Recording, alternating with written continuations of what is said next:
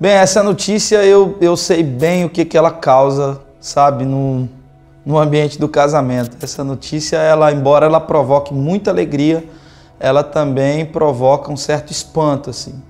E agora? Mais um, né?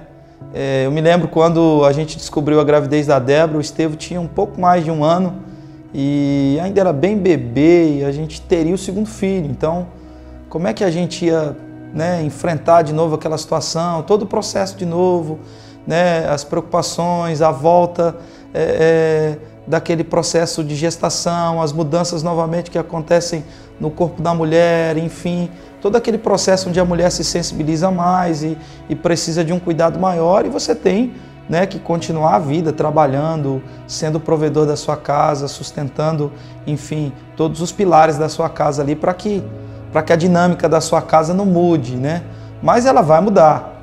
O casamento entra num movimento completamente diferente após um filho. A relação é fortalecida em alguns aspectos, mas também ela vive mudanças que podem ocasionar problemas se você não assistir, sabe, não se dedicar, não se abrir para conselhos de pessoas que já ultrapassaram aquelas situações e venceram aquelas situações.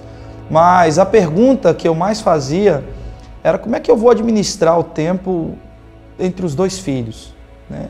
Eu estou com o Estevão em casa, que é praticamente um bebê, embora tenha lá ele vai ter 2 anos quando a Débora nascer, mas como é que eu vou administrar? Como é que eu vou dividir a atenção, sabe?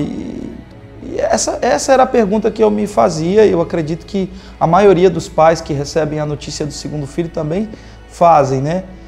Até que sabe, parece que uma lógica óbvia, assim, sabe, veio sobre a gente e a gente começou a dialogar sobre isso. A lógica é o seguinte: um bebê recém-nascido, ele não precisa de atenção, mas uma criança de 2 anos, obviamente, ela precisa. Como é que eu ia fazer para promover amor, sabe, no coração do Estevão em relação à irmã dele que estava chegando?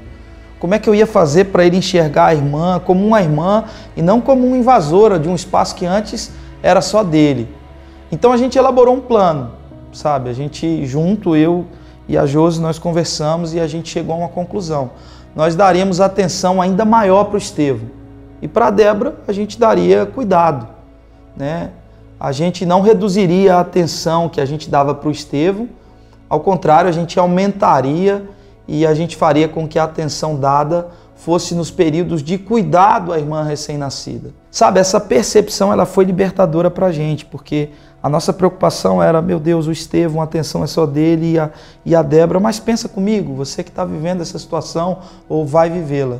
Um bebê recém-nascido, ele precisa mamar, dormir e ser trocado. É a única coisa que ele precisa. Então, isso foi libertador para a gente, isso foi incrível, essa percepção ela foi maravilhosa, porque um bebê que nasceu, recém-nascido, ele precisa mamar, dormir, ele precisa ser trocado. A única coisa que ele vai entender é realmente o cuidado. Ele não precisa da atenção. Então nós nos voltamos ainda mais para a atenção à criança que já estava lá, que já fazia parte da nossa vida, que já entendia o espaço como dele. E a gente fez com que ele participasse do processo de cuidado da irmã. Então a atenção foi redobrada, porque agora ele estava inserido no processo de cuidado da irmã. Ele percebeu que a atenção aumentou, ele percebeu que nós estávamos muito mais voltados para ele, que ele não precisava fazer nenhuma loucura para chamar a nossa atenção. Isso é o que a gente mais vê, né? A gente presencia situações onde o irmão mais velho, na chegada do irmãozinho recém-nascido, ele começa a ter comportamentos que não eram comuns antes, para realmente chamar a atenção dos pais. Talvez seja aí que essa percepção vai te ajudar bastante. Dê atenção para quem entende, dê cuidado para quem só precisa de cuidado. A gente aplicou essa mesma regrinha com a Isabel, que foi a nossa terceira filha, a caçulinha, e isso deu super certo e realmente para a gente ficou uma regra prática no processo da educação dos filhos. Dê cuidado, sabe, para quem não entende a atenção, e dê atenção para quem precisa dela. Aumente as doses, fazendo com que ele participe do cuidado do irmão ou da irmã, e você vai ultrapassar essa fase com muita graça e sem danos futuros na relação entre eles.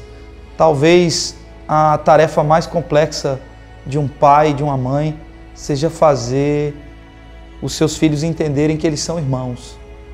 Essa, sem sombra de dúvida, é uma tarefa muito complexa e que exige um empenho, sabe? Não faça comparação entre os seus filhos, porque isso vai estimular a competição entre eles.